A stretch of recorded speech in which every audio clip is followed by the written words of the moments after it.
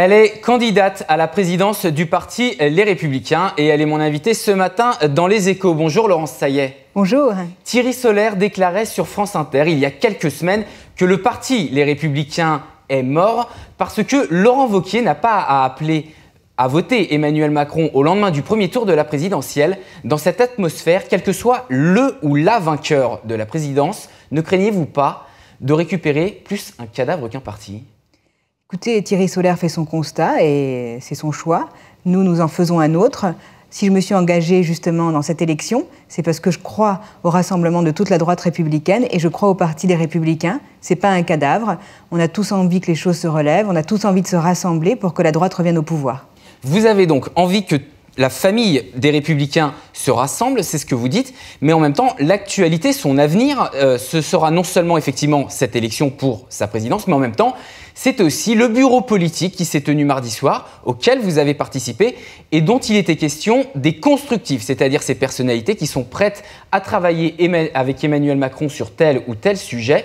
Et vous avez laissé 8 jours à Gérald Darmanin et Édouard Philippe, membres du gouvernement, et aussi à Thierry Solère, pour s'expliquer. Mais s'expliquer de quoi lorsqu'ils disent simplement, les constructifs, qu'ils sont prêts à travailler sur des sujets qui étaient défendus par la droite quelques mois plus tôt? Écoutez, il y a une commission qui a été mise en place avec notamment M. Ollier, Mme Lecalennec et M. Simonet, je ne sais plus son nom, pardon. Et cette commission doit trancher et recevoir justement les constructifs pour échanger avec eux.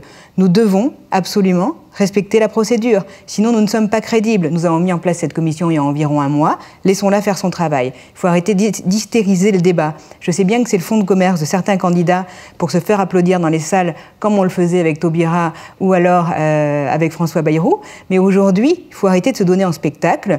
Les choses vont se faire normalement, laissons aller la procédure à son cours et n'utilisons pas cette thématique pour exister. Vous ne voulez donc pas hystériser le débat. Vous, votre opinion, votre volonté personnelle, vous avez notamment des personnalités qui sont proches de vous et qui sont des constructifs. En privé, vous leur dites quoi? Quelles sont les discussions que vous avez avec ces députés? Est-ce qu'aujourd'hui, il y a du dialogue ou est-ce qu'il y a vraiment deux camps qui s'affrontent? Bien sûr qu'il faut qu'il y ait du dialogue. Enfin, nous étions tous l'année dernière en train de défendre nos candidats pour la primaire de la droite et du centre, sur des idées de droite. On ne règle rien dans la violence et le conflit. Depuis 2012, en fait, nous ne faisons que ça. Entre l'affaire Copé-Fillon, la primaire, l'affaire Fillon, nous n'avons donné aux Français qu'un spectacle justement de conflit et de rétrécissement sur nous-mêmes. Donc aujourd'hui, les constructifs, de toute façon, ne vous inquiétez pas, ils vont faire leur choix très rapidement et les choses vont s'éclaircir. Je souhaite que nous nous entendions sur d'autres sujets. Alors, on va parler un peu cette fois-ci du fond des idées, notamment Emmanuel Macron, après avoir présenté sa réforme du travail, il a ouvert le deuxième grand chantier social de la rentrée, c'est-à-dire la formation professionnelle. Au-delà de la polémique sur le vocabulaire qui a été utilisé par le président de la République, on n'entend pas beaucoup les Républicains sur le fond des propositions. Le gouvernement veut former notamment, avec 15 milliards d'euros sur le quinquennat, 2 millions de personnes, 1 million de décrocheurs et 1 million de personnes de plus de 25 ans. Aujourd'hui, quelles sont vos positions sur ce sujet-là ? Moi, la formation professionnelle, je pense que c'est essentiel, évidemment. En plus, la société évolue, il faut aussi que les gens eux-mêmes, dans le monde du travail, puissent évoluer. Il y a les promesses et nous verrons les faits. Vous dites qu'on n'entend pas les Républicains, mais c'est parce que les médias ne vont pas au fond des choses, bien souvent. Mais notre parti et notre groupe à l'Assemblée nationale travaillent. Bien sûr, si vous amenez, comme M. Mélenchon, une boîte de conserve, on vous voit tourner en boucle sur les chaînes d'infos toute la journée. Mais c'est pas ça, travailler à l'Assemblée. Sur la loi antiterrorisme, notre groupe a travaillé, a proposé des amendements. C'est ça qu'il faut voir. Il faut arrêter d'être, si vous voulez, bercé par ce que disent quelques médias. C'est totalement faux. Alors très concrètement, par exemple, une mesure ou deux que proposent les Républicains aujourd'hui sur la formation professionnelle qui va concerner demain des millions de Français.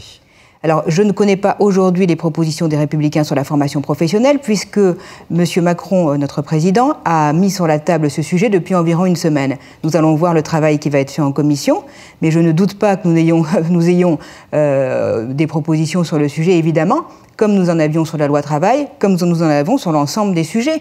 Mais vous comprenez bien que cette succession, et tant mieux qu'il y ait de la réforme de sujets qui se posent, se travaille aussi. Et ce sont des échanges qu'il y aura à l'Assemblée nationale. Allez Laurence, ça y est, on va parler de votre candidature donc à la présidence du parti Les Républicains, pour laquelle jusqu'à présent, en tout cas, Laurent Wauquiez est donné favori par la plupart des analystes. Il faut 2347 parrainages d'adhérents et également de 13 parlementaires. Où en êtes-vous ? Alors j'ai mes 13 parlementaires et concernant les adhérents, hier soir au pointage, nous étions environ à 1600. Donc la barre est assez haute. Les règles ont été fixées il y a 2 ans, donc elles ne sont pas neuves, on les connaissait tous au départ. Nous verrons bien qui peut se qualifier. Ce qui compte aujourd'hui, c'est que plusieurs voix puissent être audibles au sein de notre parti, car notre parti doit rassembler l'ensemble de la droite républicaine. Donc je souhaite que, quelle que soit l'issue du 11 octobre ou du mois de décembre, nous puissions constituer un groupe, si vous voulez, hétérogène avec les différentes lignes du parti pour que tout le monde soit entendu. Différentes lignes du parti pour que tout le monde soit entendu. Justement, quel message souhaitez-vous porter avec votre candidature au sein de cette présidence? Alors moi déjà, c'était un message de restructuration du parti en remettant les militants au cœur même de la gouvernance et du projet. C'était cette motivation-là qui a fait qu'aujourd'hui, que j'ai déposé ma candidature, parce que je pense que la refondation ne se fera qu'avec les militants. Ensuite, sur ma ligne politique, moi je crois en une droite qui défend les libertés. Liberté d'entreprendre, mais liberté de choisir sa vie personnelle. C'est un point très important. Comme vous le savez, nous avons été un peu caricaturés sur le sujet, à raison, et je pense qu'il faut reconquérir cet électorat que nous avons perdu. Ensuite, une droite qui protège nos concitoyens, donc une droite ferme sur la sécurité. Et enfin, une droite européenne. On ne peut pas imaginer aujourd'hui que la France, notre pays, puisse réussir sans que l'Europe réussisse. Alors l'Europe, c'est un sujet important pour notre journal Les Échos, notamment parce qu'on est très axé sur l'économie. Par exemple, sur l'Europe aujourd'hui, qu'avez-vous pensé du discours d'Emmanuel Macron sur l'Europe il y a une semaine à la Sorbonne? Et quelles propositions complémentaires faites-vous justement sur ce sujet de l'Europe? Alors moi, j'ai trouvé son discours très bon, mais le problème avec Emmanuel Macron, c'est que souvent entre les discours et les faits, il y a un gros décalage, parce qu'après, pour la mise en place des réformes, ça semble un peu plus compliqué, et il y a un peu de cacophonie au sein de son gouvernement. Moi, je suis principalement intéressée au niveau européen, sur plein d'autres sujets, mais dans la lutte contre le terrorisme, je pense qu'il y a un vrai travail à faire. Je rédige un livre blanc sur la coopération franco-espagnole dans la lutte contre le terrorisme, ce qui est un véritable modèle et qui doit être un modèle pour toute l'Europe. Et je pense que c'est très important aujourd'hui que nous renforcions justement cette coopération européenne. C'est un sujet européen très important. Par exemple, regardez aujourd'hui le référendum en Catalogne. L'Europe est faible. On a attendu qu'il y ait du sang dans les rues pour que les dirigeants européens prennent position. L'Europe doit jouer un rôle de médiateur dans... Bien sûr.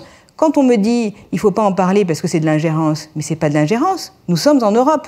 Moi, j'ai été affolée de voir qu'aucun de nos dirigeants prenne position bien avant sur le référendum et laisse le gouvernement espagnol seul face, si vous voulez, au gouvernement catalan et à Puigdemont qui avait mené une opération de communication très importante auparavant. Vous voyez, c'est ça les failles de l'Europe aujourd'hui. L'Europe aurait dû déjà prendre position et aider le gouvernement espagnol à éviter le chaos en Catalogne. Merci Laurence Sayet d'avoir été avec nous ce matin dans Les Échos. Je rappelle, candidate à la présidence du parti Les Républicains.